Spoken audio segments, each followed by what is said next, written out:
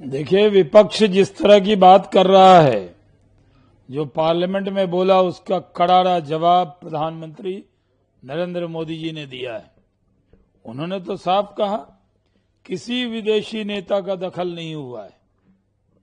America के उपराष्ट्रपति का तो घंटों फोन भी नहीं लिया। वो तो इन्फॉर्म कर रहे थे कि वो बड़ा हमला करने वाला है पाकिस्तान, तो कहा गया जवाब उससे भी बड़ा होगा।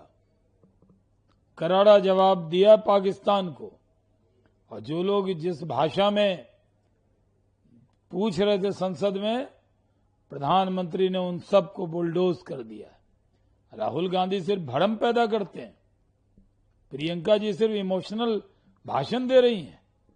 उन्हें मालूम नहीं है कि अपनी सेना के पराक्रम पर गर्व करना चाहिए।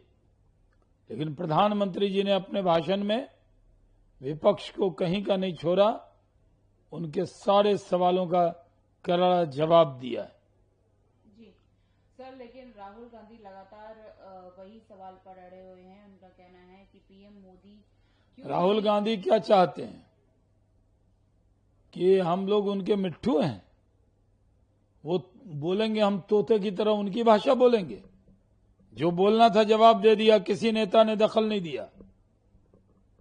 दोनों देश के डीजीएमओ के कहने पर सीजफायर हुआ। इसके बाद भी राहुल गांधी भ्रम पैदा करने की कोशिश कर रहे हैं, तो वो भ्रमित रहें। लेकिन देश के प्रधानमंत्री ने हर सवालों का जवाब दिया है।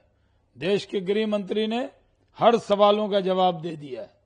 जी सर, ऑपरेशन सिंदूर के बाद एसआईआर को लेकर लगातार अपोजिशन प्रोटेस्ट कर रहा है। ऑपरेशन सिंदूर के बाद जो नेक्स्ट एजेंडा अपोजिशन बता रहा है वो एसआईआर का रहेगा। क्या बोलना चाहेंगे इसके बारे में? देखिए, इनके पास बहाना नहीं है। इनके पास एक ही बहाना है, संसद को नहीं चलने देने का बहाना। और ऑपरेशन सिंदूर पर ये भाग नहीं सकते, इसलिए भाग नहीं रहे। जैसे ये चर्चा पूरी हुई, एसआईआर का योजना लेकर आ गए। क्या संदेश देना चाहता है विपक्ष? कि चुनाव आयोग हारी हुई पार्टी को जबरदस्ती जिता दे? ये विपक्ष के लोग हारे हुए, थके हुए लोग हैं। ये हार का ठीकरा अपने ऊपर नहीं फोड़ना चाहते, ये हार की जिम्मेदारी लेना नहीं चाहते, ये हार की जिम्मेदारी चुनाव आयोग पर थोपना चाहते। सॉफ्ट टारगेट बना लिया चुनाव आयोग को।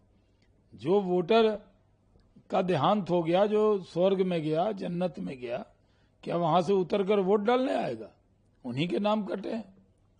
जो वैलिड वोटर हैं, जो बोनाफाइड वोटर हैं, एक का भी नाम नहीं कटा है। लेकिन भ्रम पैदा कर रहा है विपक्ष।